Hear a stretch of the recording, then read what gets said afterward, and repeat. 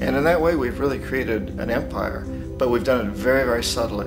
It's clandestine. All the empires of the past were built on the military, and everybody knew they were building them. So that the British knew they were building them, the French, the Germans, the Romans, the Greeks, and they were proud of it. And they always had some excuse, like spreading civilization, spreading some religion, something like that. But they knew they were doing it.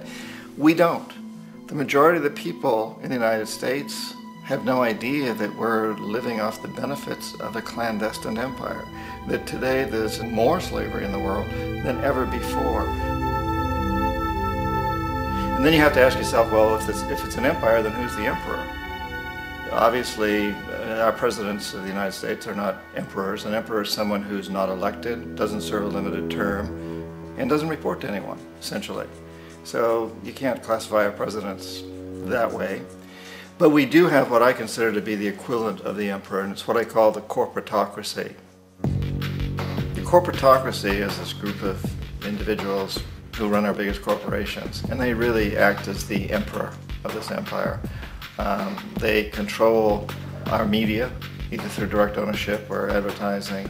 They control most of our politicians because they finance their campaigns, either through their corporations or through personal contributions that come out of the corporations. They're not elected, they don't serve a limited term, they don't report to anybody. And at the very top of the corporatocracy, you really can't tell whether a person's working for a private corporation or the government because they're always moving back and forth. So, you know, you've got a guy who one moment is the president of a big construction company like Halliburton, and the next moment he's vice president of the United States, or the president who is in the oil business. And this is true whether you've got Democrats or Republicans in the office. You have them moving back and forth through the revolving door.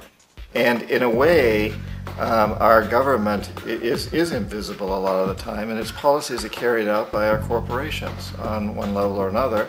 And then again, the policies of the government are basically forged by the corporatocracy and then presented to the government. They become government policy. So it's an incredibly cozy relationship.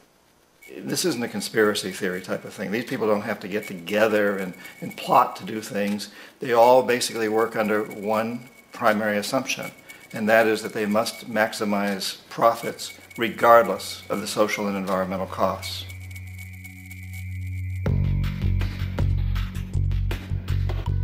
This process of manipulation by the corporatocracy through the use of debt, bribery, and political overthrow is called globalization.